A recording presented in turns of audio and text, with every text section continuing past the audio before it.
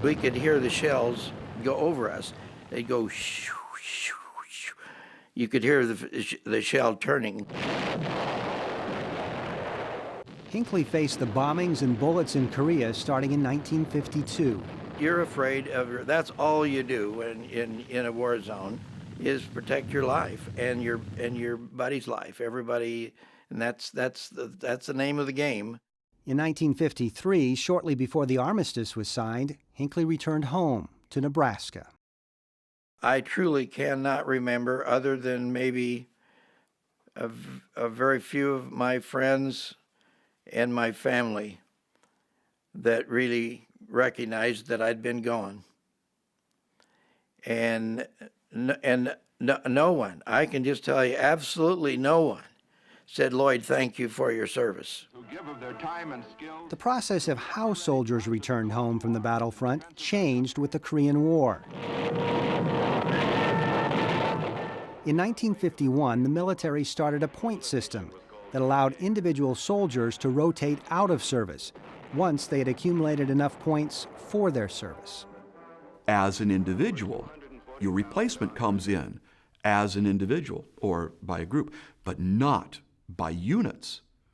So one reason why we do not have a massive system of parades for Korean War veterans is when they came home by singles, 2s, 3s, 4s, never by entire units. So when soldiers came home from Korea, it often seemed like no one noticed, and many times, few did. Same as when I left. There was nobody here, no fanfare. Family and church, yeah, that's it. You know, nobody, no nothing. Charlie Ackerman was shot in the chest and arm in Korea and sent home. He said he felt that was God's doing, because less than a week later, most of his entire company was wiped out. But when he got home, it was as if he'd never left. You just came home and, well, you left and nobody knew it, and you came home and nobody knew it.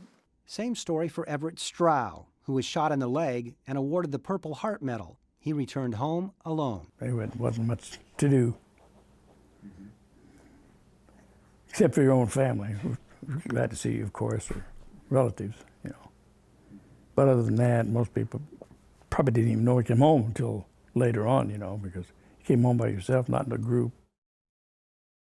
I don't really care if anybody says, "Thanks for your service, Lloyd," but man, it's sure nice when they say it.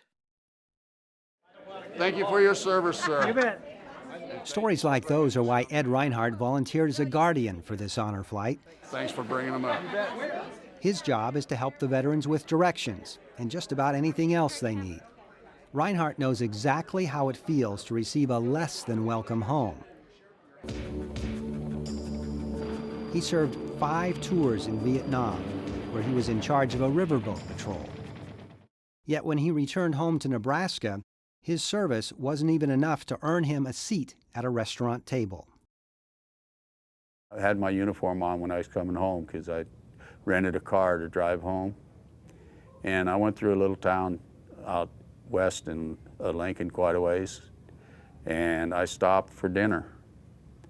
I went in the restaurant. Before I could even get to a table, the owner of the place came up, put his hand on my chest, pushed me back, and said, "We don't serve your kind in here." He said, "All you guys are is women and baby killers, and we don't want you here." Well, I'm not going to mention the town, but I've never been back to that town, and I never will go back to it.